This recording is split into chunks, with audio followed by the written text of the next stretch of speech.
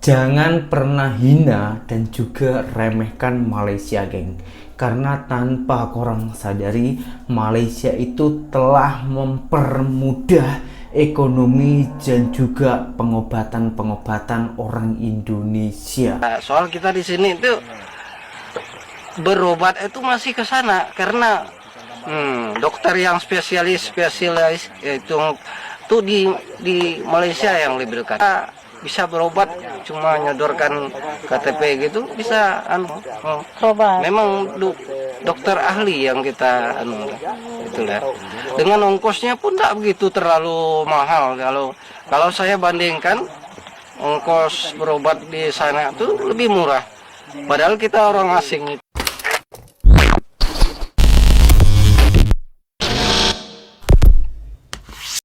Hai, halo geng, assalamualaikum warahmatullahi wabarakatuh.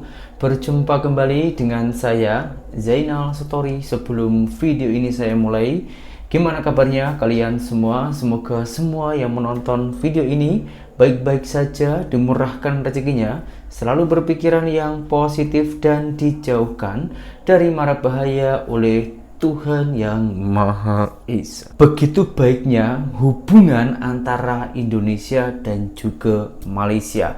Meskipun Indonesia dan Malaysia ini selalu bergaduh dalam dunia media sosial ataupun para netizen-netizennya saja, geng ya. Akan tetapi pemimpin kita, presiden kita, dan juga Perdana Menteri Malaysia itu sama-sama merangkul. Faktanya di video saya yang kemarin itu saya pernah bahas di pelantikan Presiden Rakyat Indonesia Prabowo Subianto itu didatangi oleh Perdana Menteri Malaysia. Dan yang membuat saya salut lagi, geng, perbatasan antara Indonesia ataupun sepadan Indonesia dan juga Malaysia ini ada sebagian yang daratan ataupun tanpa laut, geng, yang Malaysianya tepatnya di Sarawak. Dan apa kemudahan orang-orang perbatasan di sana itu, Malaysia sangatlah membantu orang-orang Indonesia dalam segi pengobatan, ekonomi,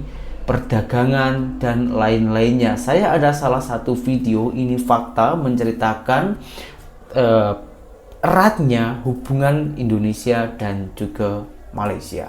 Oke, nggak usah berlama-lama, langsung kita tengok dulu videonya. Ada nyimpan ringgit untuk kebutuhan nanti ada. Soal kita di sini itu berobat itu masih ke sana karena dokter yang spesialis itu tuh di Malaysia yang lebih dekat. Bisa berobat cuma nyodorkan KTP gitu bisa memang dokter ahli yang kita itulah. Dengan ongkosnya pun tidak begitu terlalu mahal kalau saya bandingkan ongkos berobat di sana tuh lebih murah. Padahal kita orang asing itu. Warga Nangabayan mengaku tidak sulit masuk ke Malaysia. Mereka tidak perlu menggunakan kartu lintas batas, apalagi paspor. Kita ini salah satu contohnya berada di kebun salah satu petani yang di latar belakang saya ini adalah batas kita. Nah, di seberang sana itu menjadi batas negara Sarawak, Malaysia. Nah, kami hampir setiap hari ada yang keluar masuk dari Nangabayan ke Malaysia. Jadi urusan keluar masuk itu lebih banyak urusan ekonomi. Apakah dia nanti bawa lada, bawa hasil pertanian, pulang dia bawa bahan-bahan pokok yang diperlukan. Nah, kedekatan ini memberikan macam-macam kemudahan. Petani dari sini pergi ke seberang, mereka hanya tinggal cerita dengan toke-toke yang ada di Sarawak, Malaysia, dengan pemilik warung di Malaysia, bahwa saya punya 1000 pohon dan mereka tahu sendiri akan membantu. Nah, kita juga minta proses itu bisa terjadi di negara kita ini. Kita sangat berharap kepada pemerintah daerah maupun pusat bagaimana berembuk bersama-sama mempos ini sama-sama ke luar. Jadi kalau kami ke sana tuh bebas. Ada mobil lagi yang antar jemput. Itu kelebihannya kita di batas ini. Jadi rasa persaudaraan itu tidak mengenal warga negara itu. Penduduk Indonesia yang sekiranya punya ladang yang dekatnya dengan Malaysia, jual hasil kebunnya tersebut ke Malaysia daripada mungkin dibawa ke Indonesia. Jujur sejujur-jujurnya geng, saya salut dengan Malaysia ini geng, dan saya juga baru tahu ternyata segitu eratnya persaudaraan, persahabatan sepadan antara Indonesia dan juga Malaysia. Pertanyaannya dan harapannya untuk orang tadi itu ya, apakah ini boleh diterapkan di Indonesia dengan bantuan-bantuan ataupun kemudahan-kemudahan yang sudah dialami di Malaysia, apakah boleh kita terapkan di Indonesia? Jawabannya menurut saya boleh geng, tergantung kita ini mau atau tak. Kalau antara rakyat semuanya itu kompak untuk mensupport pemerintahan kita, insya Allah kita ini boleh semakmur macam di Malaysia. Dengan adanya video ini, Bapak Presiden kita Prabowo Subianto itu rendah hati, menyadari kalau di Indonesia ini masih banyak orang-orang miskin. Karena kenapa?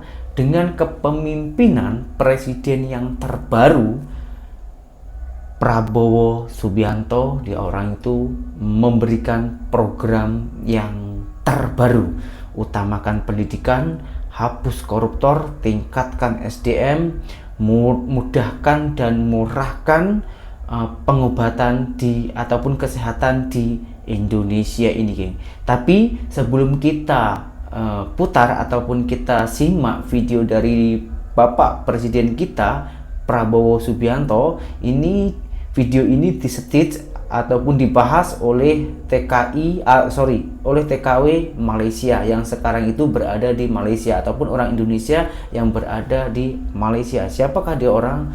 Si kakak jantung pisang. Hingga menjadi anggota G20, kalau rakyat kita masih banyak yang miskin. Dulu si Ain Harahap ya sangat marah ketika ayah Ojak berselisih paham di Madinah ya, yang belum kita tahu si ayah Ojak ini berselisih paham dengan siapa ya, dan di stage oleh si Ain Kurap ya, dengan mengatakan ada oknum rakyat Malaysia yang mengatakan negara Indonesia miskin, tapi tidak terbukti ucapannya itu ya. Ini Ain ya, coba kamu dengar ya. Pak Presiden kita sendiri di mana dia mengatakan jangan bangga menjadi anggota G20 ya, kalau di mana rakyat Indonesia itu masih banyak yang miskin. Nah, coba kamu komplain Bapak Presiden kita, bisa nggak kamu? Coba terbukti nih ya, Bapak Presiden kita sendiri yang mengatakan bahwa di negara kita masih banyak rakyat miskin ya. Berani nggak kamu komplain ini?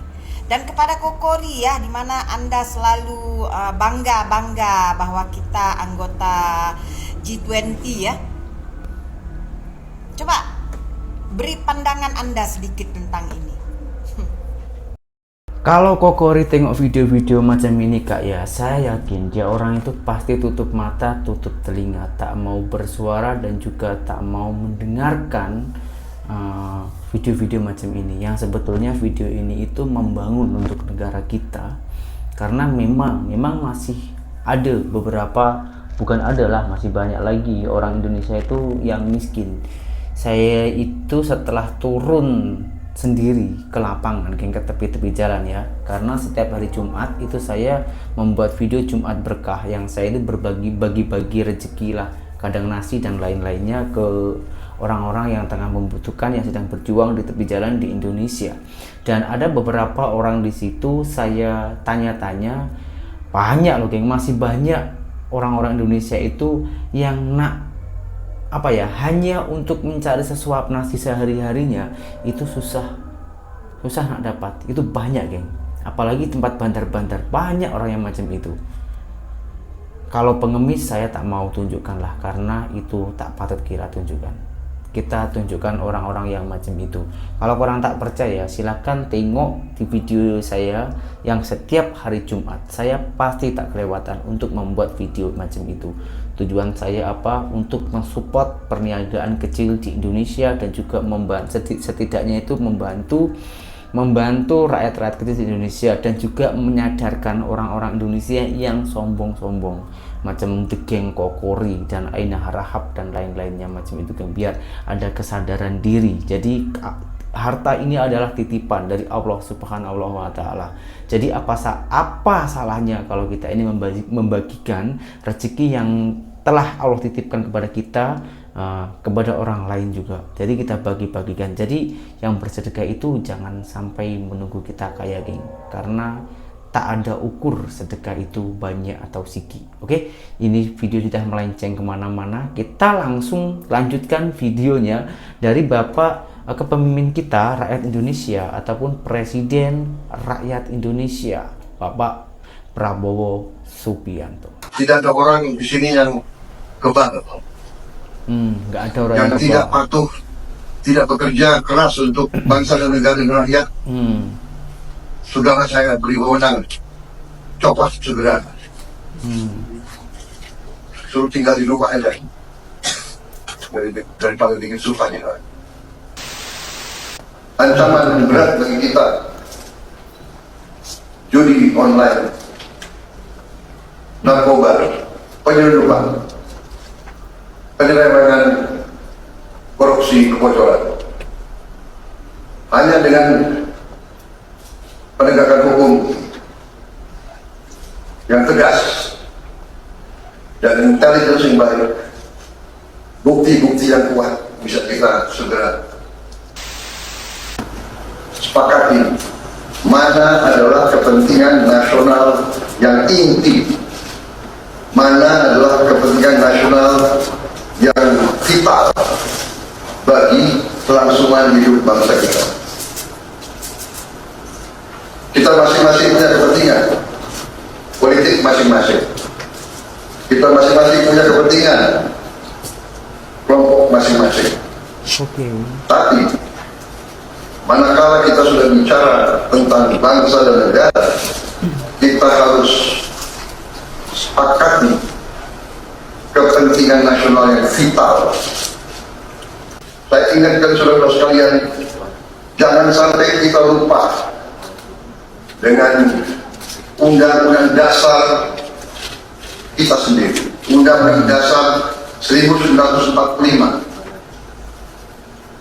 yang jelas dan pembukaannya tertera tujuan-tujuan nasional kita, di mana tujuan-tujuan nasional kita yang sangat jelas oleh pendiri-pendiri bangsa kita. Tujuan pertamanya adalah melindungi segenap bangsa Indonesia dan seluruh tumpah darah Indonesia. Ini tujuan nasional yang pertama. Jangan kita bangga menjadi anggota G20 kalau rakyat kita masih banyak yang miskin, masih banyak yang lapar. Mencerdaskan kehidupan bangsa mutlak. Pendidikan bagi kita adalah prioritas yang sangat tinggi. Yang penting kita bekerja dengan efisien. Yang penting kita tidak bekerja dengan seenaknya. Saya minta Menteri Keuangan, saya minta semua Menko, saya minta semua Menteri, telusuri lagi alokasi APBN, pelajari lagi DIPA, pelajari lagi. Saya minta detail kegiatan-kegiatan yang terlalu seremonial, terlalu banyak seminar, terlalu banyak sehat, terlalu banyak konferensi, terlalu banyak perjalanan luar negeri, mohon dikurangi. Kita harus memberi contoh. Fokus kita adalah pembangunan ekonomi, kesejahteraan rakyat ke dalam. Jangan mengada-ada. Studi banding, belajar pramuka ke negara lain. Saya minta efisien. pembicaraan oleh rakyat kita bahwa birokrasi pemerintah kita sering mempersulit bukan mempermudah. Bahkan ada yang mengatakan kalau bisa dibikin sulit, kenapa dibikin mudah? Ini saya minta menteri-menteri sekarang, mari kita lebih berani, mari kita lebih tidak ragu-ragu untuk memberi pelayanan yang terbaik kepada rakyat kita. Jangan ragu-ragu kalau saudara tidak puas dengan pejabat-pejabat di bawah Anda, laporkan segera kita ganti. Begitu banyak orang yang mau mengambil. Tidak ada orang di sini yang kebal, yang tidak patuh, tidak bekerja keras untuk bangsa dan negara dan rakyat. Saudara saya beri wewenang, copot segera. Suruh tinggal di rumah aja. Daripada bikin susah kita. Tentunya yang saya katakan pendidikan sangat mutlak. Saya sudah panggil Menteri Pendidikan Tinggi, Sains dan Menteri Pendidikan Dasar Menengah. Kita sudah mempunyai gambaran besar bagaimana kita segera akan menyentuh semua anak-anak kita. Kita akan gunakan teknologi untuk mempercepat membawa pendidikan kepada anak-anak kita. Demokratisasi yang paling cepat, yang paling dirasakan oleh rakyat adalah pendidikan dan kesehatan. Kalau kita bisa memberi pendidikan yang terbaik untuk anak-anak kita, kesehatan yang memadai untuk seluruh rakyat kita, itu adalah demokrasi yang sebenarnya.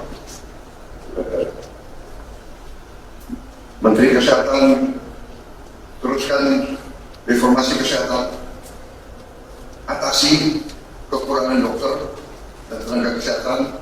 Kita punya program khusus, nanti kita bahas tersendiri.